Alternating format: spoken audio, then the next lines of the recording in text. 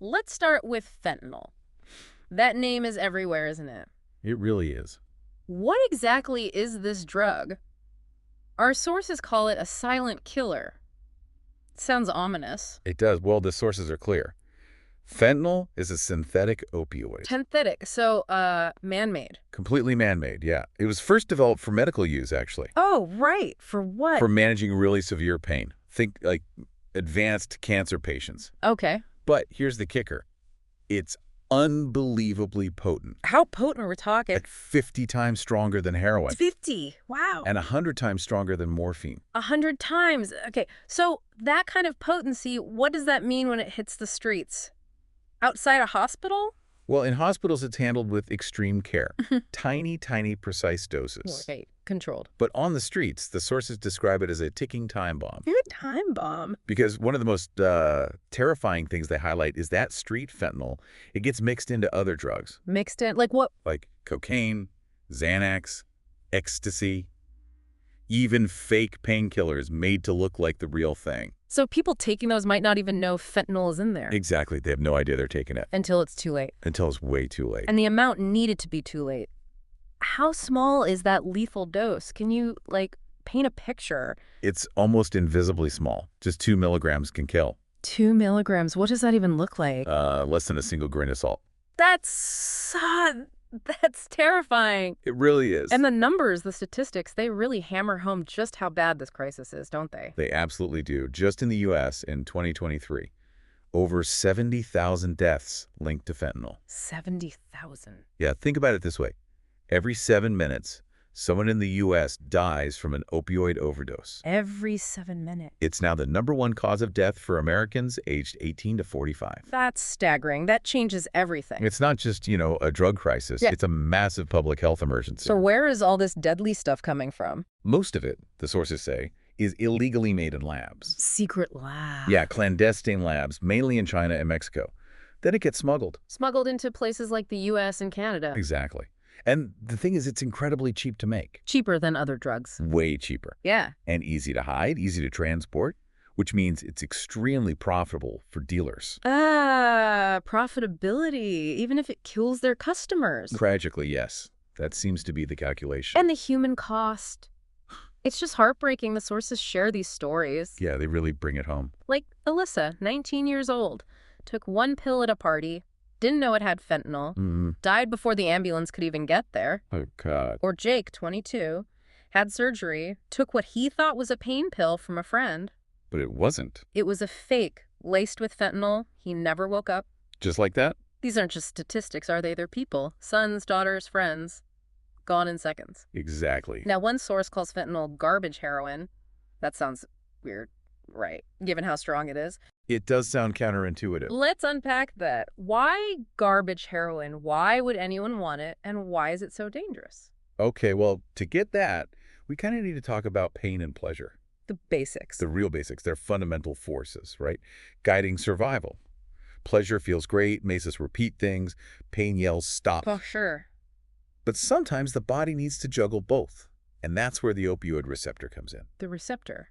Like a switch. Sort of like a keyhole on our nerve cells or neurons, when the right key fits. Like an opioid. Exactly. Yeah. When it's activated, it turns down pain and ramps up good feelings. So natural stuff like endorphins use these receptors, right, in small ways, like after you exercise or twist your ankle. Precisely. Tiny amounts, localized effects. Right. But drugs are a whole different game. How so? Humans found natural opioids like morphine from poppies, then refined them, made things like codeine, OxyContin, Heroin, and then fentanyl. and then fentanyl. Yeah. One source describes the heroin high as a supernova of pleasure. A supernova. Yeah, it rushes through you, hits basically every opioid receptor can find, floods you with what they call pure bliss. So all pain just disappeared. Gone. Physical, emotional, doesn't matter. You feel at ease, warm, serene, like floating in a sea of calm and happiness that feels perfect and eternal. For how long? For a few hours, typically with heroin. That sounds incredibly seductive, dangerously so. It is. The problem is, your brain just isn't built for that level of intensity. It gets overwhelmed. Totally. It registers that feeling as the best feeling you ever felt. A peak life moment. And that causes damage. Irreparable damage, the source says, to your sense of life, your sense of self. because you might spend forever chasing a high show you can never truly get back. And then comes the flip side, addiction, withdrawal, described as a supernova of pain. Right. Once you've used opioids even a few times, the brain cells controlling pain and pleasure, they go into overdrive. Try and compensate. Kind of. It leads to tolerance very, very quickly. You need more and more just to feel normal, let alone high. And if you stop, Withdrawal starts as this creeping unease.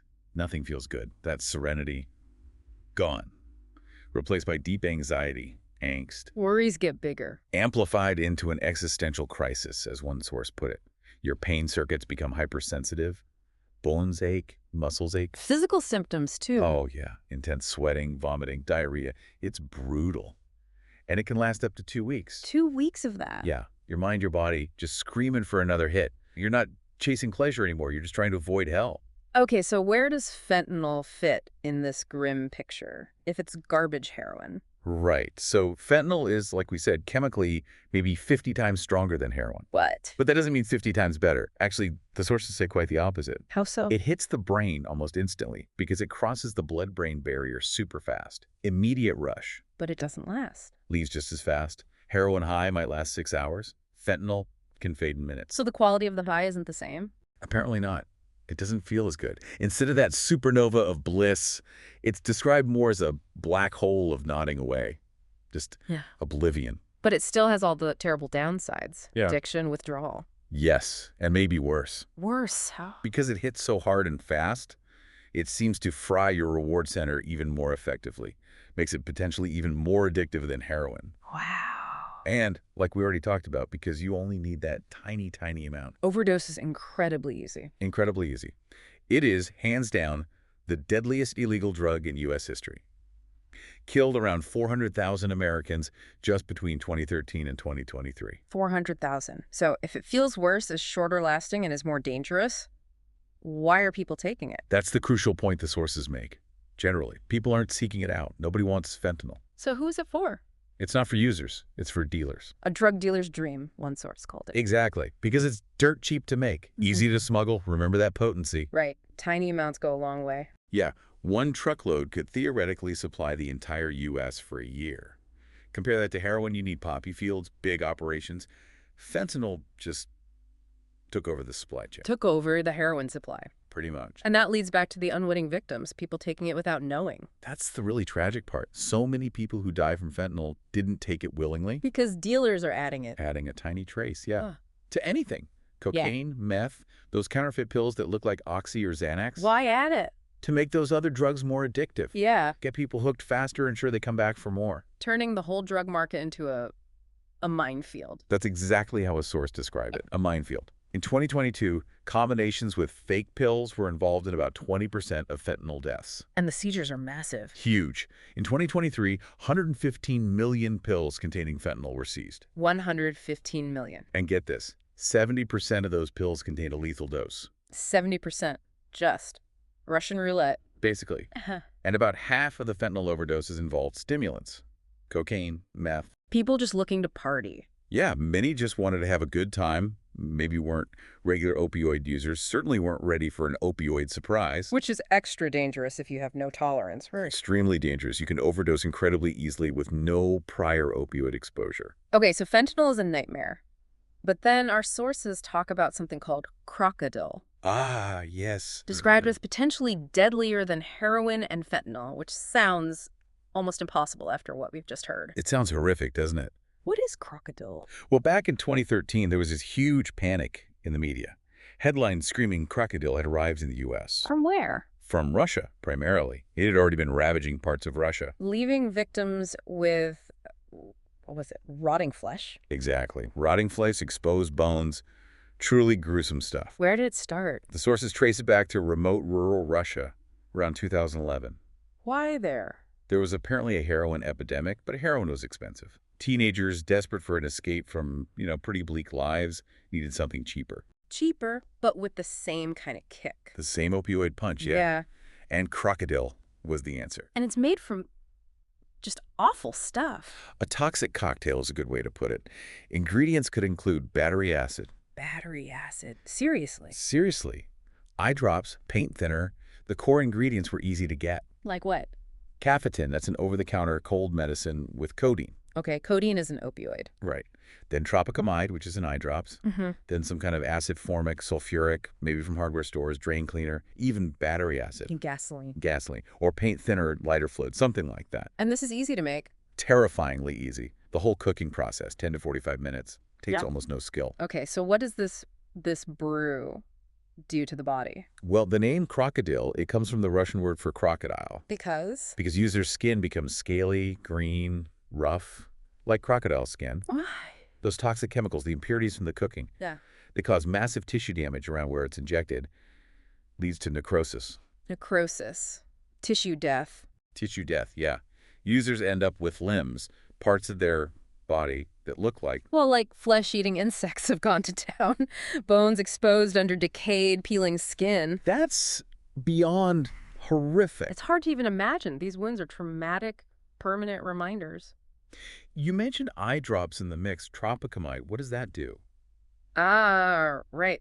That's apparently for an extra kick. Psychoactive effects. Yeah, when it's misused like this. Adds a sort of trippiness to the opioid high. What kind of effects? High doses can cause slurred speech, tremors, even convulsions and hallucinations. Hallucination. Users described seeing devils creeping around, being unable to tell what was real, thinking they could solve all the riddles of the universe. But with a bad ending. Yeah, typically ending with a killer headache and missing hours. Lost time. And injecting this stuff, the internal damage must be immense, too. And absolutely devastating, beyond the skin effects. Injecting these crude, toxic residues. Like the gasoline example. Yeah, there's that case of a 22-year-old who injected pure gasoline. He survived somehow, but suffered massive internal organ damage, necrosis. So crocodile users face Tissue damage everywhere, blood clots, gangrene, infections often leading to amputation. and internal organs. Research mentions pneumonia, meningitis, bone tissue death, nerve damage, liver injury, kidney failure, and of course, death. It's a systemic breakdown. Were these cases really seen outside Russia? You mentioned the U.S. media panic. That's an interesting point in the sources. There was a research journal article about a 27-year-old woman in New York who reportedly injected crocodile. Her skin showed the characteristic black and blue marks. And the sisters in Illinois. Right, 2013. Two sisters whose legs and arms took on that crocodile-y look. They got treatment, kept their limbs, thankfully. They thought it was just cheaper heroin. A cheaper, stronger alternative, yeah. Until they started, in their words, rotting. So was the panic justified? Did it really spread widely? Maybe not as widely in the West as the media suggested. Some reports might have been exaggerated, or maybe it was just unusually contaminated heroin in some cases. But in Russia and Eastern Europe, it was undeniably huge, a massive, devastating problem there. And the withdrawal from crocodile? I can only imagine. Even more brutal, if possible, because it has a very short half-life. Meaning it leaves the body fast. Super fast. So cravings can hit within just a few hours of the last dose. How does it start? Watering eyes, constant yawning. Then, after maybe 24 hours, severe stomach cramps, uncontrollable twitching. And mentally. Users describe feeling totally out of balance, can't stand being in their own skin, tormented by regret, trauma, suppressed demons resurfacing, Plus the physical agony. intense vomiting, diarrhea, profound self-loathing. Days 3 and 4 are often the absolute peak of the agony. Is there any light at the end? By day 6, maybe a glimpse of the outside world again, but often followed by this crushing depression as the brain just struggles to make dopamine normally. And the tropicamide, the eye drop chemical, adds another layer to withdrawal. It does. Users report anxiety, sweating, nausea, vomiting, muscle stiffness, tremors specifically from that. When does that peak? The anxiety can peak around day 7, just as the main opioid withdrawal might be starting to ease off a bit. So it prolongs the misery. In a way. Though some users apparently felt the tropicamide withdrawal somehow lessened the intensity of the opiate part. It's complex. But the craving for it can last. Yeah, some still crave the tropicamide specifically, 20 or 30 days after stopping the opioid component. So what's the situation with crocodile now? Is it still around? Well, desmorphine, that's the actual opioid chemical involved. It's still abused. But mostly the pharmaceutical-grade stuff now, not the homemade toxic witch's brew. So the homemade version faded. It seems crocodile never really caught on widely in the West. The sources suggest even very desperate addicts tended to think twice before injecting a bottom-shelf cocktail of toxic chemicals. The visible effects were just too horrifying. Likely acted as a pretty powerful deterrent, yeah. Okay. We've covered some really dark territory here. Fentanyl, crocodile, devastating drugs. For you listening, what are the absolute key takeaways from all this? I think the single most critical thing, the number one message, has to be never, ever take a pill that didn't come directly from a licensed pharmacy prescribed for you. Never. The risk of it being fake, laced with fentanyl or who knows what else, Yeah. it's just far too high. It's Russian roulette, like you said. And beyond personal caution, awareness seems crucial. Absolutely vital. Talk about it. Talk to your kids, your friends, your family. The sources really hammer this home. Silence is deadly. Awareness saves lives. Know about naloxone, too. Narcan. Yes. Know what it is. Know how to use it if possible. It can literally reverse an opioid overdose if given quickly. It knocks the opioids off the receptors. Buys time. Buys precious life-saving time until help arrives. And finally, maybe the most sobering thought. Yeah. Don't ever fall into the trap of thinking it can't happen to me or it can't happen to someone I know. Fentanyl especially. Fentanyl especially. It doesn't care who you are. Rich, poor, student, parent, first-time user, long-term addict. It doesn't discriminate. But knowledge helps. Knowledge is power. One source put it perfectly. Knowledge is power, and power saves lives. We've certainly journeyed through a complex and, frankly, terrifying landscape today. Fentanyl, crocodile. Seeing how they hijack our basic biology, you know, that supernova of pleasure turning into a supernova of pain. Or just grotesque physical destruction with crocodile. Yeah. This deep dive shows it's not just about the chemicals, it's about the immense human cost. And the really unsettling market forces behind it all. Definitely. So for you listening, what does all this mean for how you engage with information on these kinds of critical public health issues? Yeah, how does knowing these details, I mean, be the brain chemistry, the addiction cycle, the way these drugs are distributed, how does that change your perspective? On your own safety, maybe? Or community well-being? Maybe it influences how you approach discussions about public health or even just conversations with people you care about. About making safe choices. Exactly. We really encourage you to keep seeking out detailed, solid information on topics like this, things that impact your life, your community, Stay curious. Stay informed. and most importantly, stay safe.